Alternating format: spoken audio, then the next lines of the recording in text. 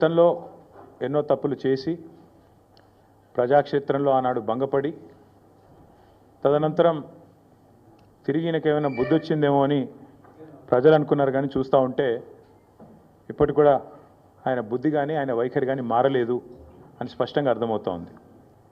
ఇక్కడ తెలంగాణలో రేవంత్ రెడ్డి గారు గద్దెనెక్కినప్పటి నుంచి యంగ్ ఇండియా అని చెప్పి కలవరిస్తూ ఉన్నారు. అసలు ఈ యంగ్ ఇండియా వెనకాల ఉన్న కథ ఏందో నిన్న ఈడీ కేసు, ఈడీ ఛార్జ్షీటు చాలా వివరంగా చెప్పింది.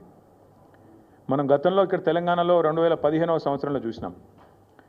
ఓటుకు నోటు కుంభకోణం ఇంకెవరు కూడా మర్చిపోలేదు. అప్పటి నుంచి రేవంత్ రెడ్డి గారికి బ్యాగ్ మ్యాన్ అనే పేరు కూడా కొత్తగా, అంటే bat man, super man, spider man లాగా బ్యాగ్ మ్యాన్ అనే మంచి పేరు కూడా తెలంగాణలో చాలామంది పిల్లలు పెట్టుకున్నారు. అదేమో ఓటుకు నోటు కుంభకోణం, ఇదేమో సీటుకు రూటు కుంభకోణం. ఇదేదో ఊరికే అనట్లేదు సీటుకు రూటు కుంభకోణం అని.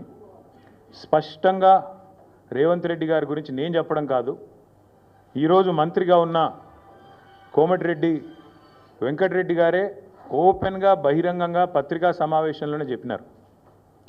ఈయన 50 కోట్లు పెట్టి పిసిసి అధ్యక్ష పదవి కొనుక్కున్నాడు అనే మాట ఆ రోజు స్వయంగా ఈనాటి మంత్రి, ఆనాటి ఎంపీ కోమటిరెడ్డి వెంకటరెడ్డి గారు చెప్పిన మాట. కానీ సరే, వెంకటరెడ్డి గారు చెప్పిన దానికి ఆ రోజు ఆధారాలు లేకపోవచ్చు, కానీ ఈరోజు ఆధారం ఉంది అంటూ ఎన్ఫోర్స్మెంట్ డైరెక్టరేట్ వారు ఛార్జ్షీట్లో స్పష్టంగా ఎవరు డబ్బులు ఇచ్చారు, ఏ పొజిషన్ అమ్ముకున్నారు, ఎన్ని డబ్బులు ఇచ్చారో కూడా స్పష్టంగా చెప్తా ఉన్నారు. ముందేమో ఆనాడు పిసిసి కోసమేమో సూటుకు, ఆనాడు పిసిసి పదవి కోసం బ్రహ్మాండంగా ఆ రోజు డబ్బులు ఇచ్చి 50 కోట్లు ఇచ్చి తెచ్చుకున్నారని వాళ్ళ కాంగ్రెస్ నాయకులు చెప్పిన మాట.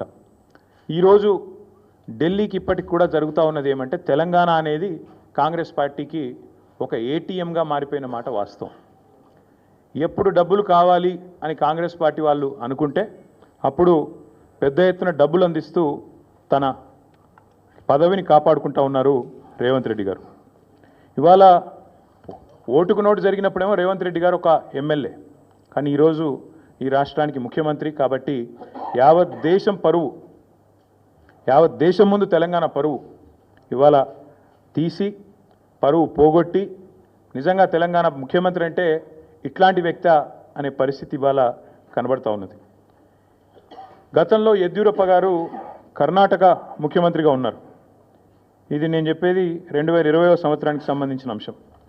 ఇది కాంగ్రెస్ పార్టీ యొక్క స్టేట్మెంట్. ఆ రోజు కాంగ్రెస్ పార్టీ ఆనాడు యడ్యూరప్ప గారు ముఖ్యమంత్రిగా కర్ణాటకలో ఉన్నప్పుడు మరి